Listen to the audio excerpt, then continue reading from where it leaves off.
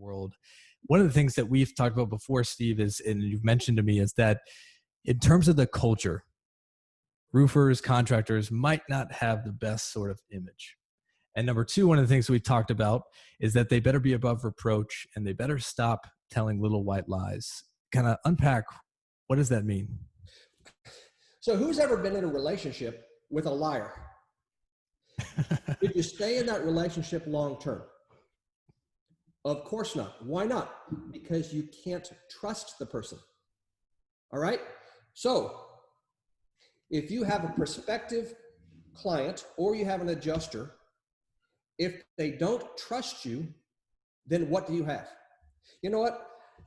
I come up with this saying the other day, and I don't know if anyone has ever said it before, probably, but I'm not aware of it. But I come up with this saying, and it is that trust may not be everything, but without it, you have nothing. And if the other person can't trust you because you're a liar, then you have nothing. The problem with our industry is we have a lot of liars, cheats, and thieves. I mean, that's a self-evident truth.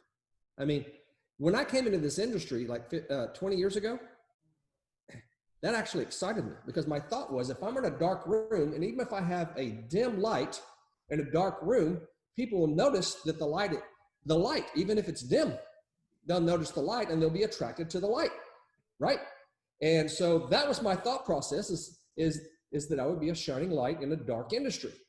Anyway, that was my thought at the time.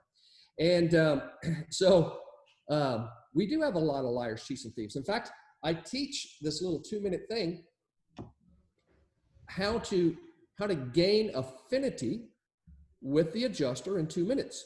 And when I say affinity, I mean that the adjuster likes you and they trust you in 2 minutes. Now, nothing works 100% of the time, but I'm going to give this to you real quick. So again, the premise is that we have liars, cheats, and thieves in our industry. So this is what I would tell the adjuster. Say, you know what, Tim? As an adjuster, after the rapport building and all that sort of thing, I'll bet that you are sick and tired of having to deal with contractors who are liars, cheats, and thieves. And then I shut up, and he goes, really? Well, I've never met a contractor like you before. As a matter of fact, I am sick and tired of dealing with liars, cheats, and thieves. And I would say, you know what? You deserve better than that. We as an industry should do better than that. I mean, it's not right. We should be above reproach, like you guys. So, and then I would follow it up with this. By the way, as we do this site visit on this property, if I happen to ask for something that's outside the realm of your authority, because I know no adjuster has ultimate authority. Heck, President Trump doesn't have ultimate authority, right?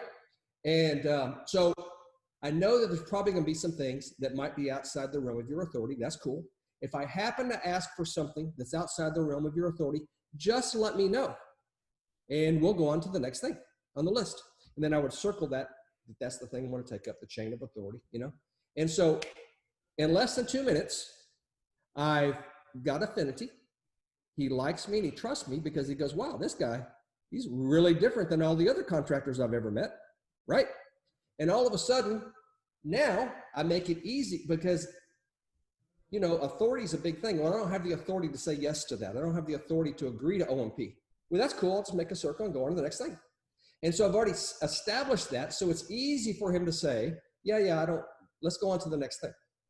Awesome. We'll just go on to the next thing. I mean, why would you waste your time trying to get someone to say yes to something that he doesn't have the authority to say yes to? It's a waste of time. Right. And so it takes less than 2 minutes to say that. And again, nothing works 100% of the time, but that can be a very effective thing. Adjusters will know if it's coming from the heart or if it's a tactic from your head. People can tell their BS meter is going off.